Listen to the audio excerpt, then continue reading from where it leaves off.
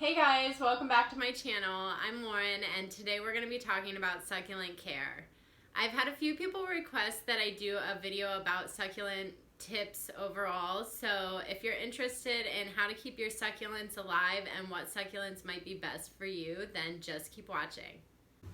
One of the first things I wanted to talk about when it comes to succulent care is selecting the right type of succulent for you and your home. There's plenty of succulents out there that do really great in bright light conditions, but there's a few that do alright in lower light conditions, and I prefer to keep those type of succulents inside of my home. One of those is the snake plant, also known as the Sansevieria, and if you follow me on Instagram at Cardens, then you'll know that Sansevieria is one of my favorite type of succulents. I have a Sansevieria collection that I very much love.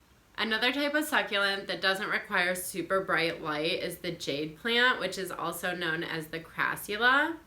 And there's many different varieties of them. I have an elephant bush as well as this little variegated jade plant. I'm not sure the technical variety of this one, but they're really great. They don't require super bright light and won't get super stretched out if they aren't in bright direct sunlight. The last type of succulent I would say that doesn't require super bright light and is pretty much invincible is the Parthia plant, which I believe is also called the zebra plant. And I finally picked one up. I never really had much interest in this succulent, but I figure they're pretty standard and cute, so why not add one to my collection? I do live in an environment where we get pretty bright light almost every day, so I have a large west-facing window where I keep some other succulents that do require a bit brighter light. I have some string of pearls and other succulents in that variety.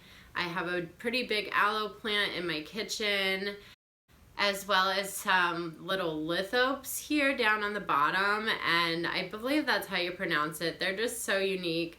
So all of these require, I believe, a bit brighter light, but they do okay in my west-facing window. So really just experiment with the light that you have in your space, because that'll really dictate what succulents you can keep in your house.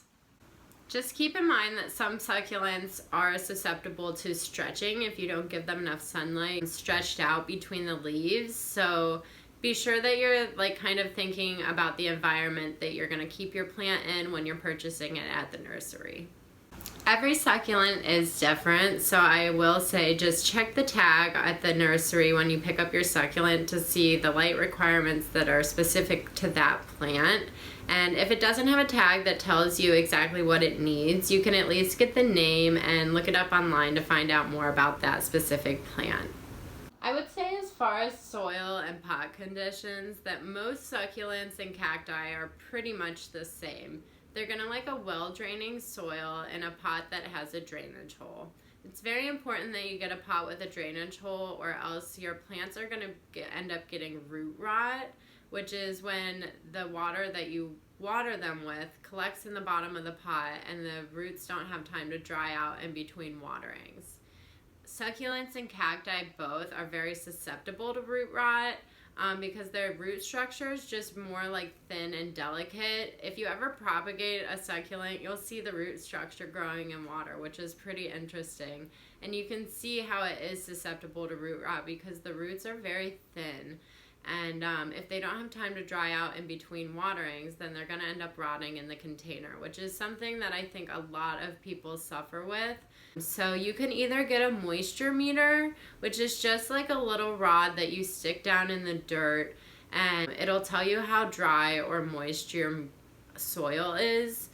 Which is a really great way that I like to keep up on my succulents. I don't water them until the soil has completely dried out.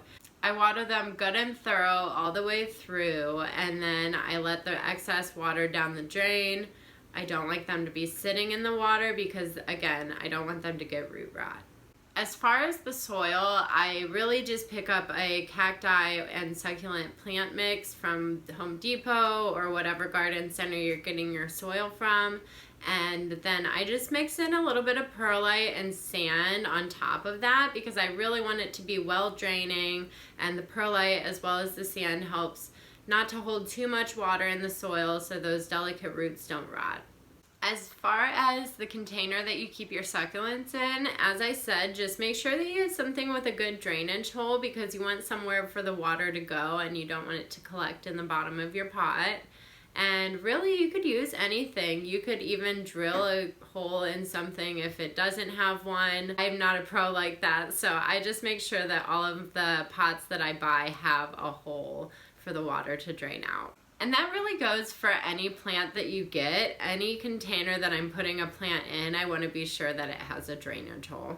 And really, succulents are as simple as that. Just make sure that you're giving them enough light, or if you don't have super bright light in your house, consider getting something like a snake plant or a jade plant, which are very rewarding succulents that you can keep in your lower light conditions in your home.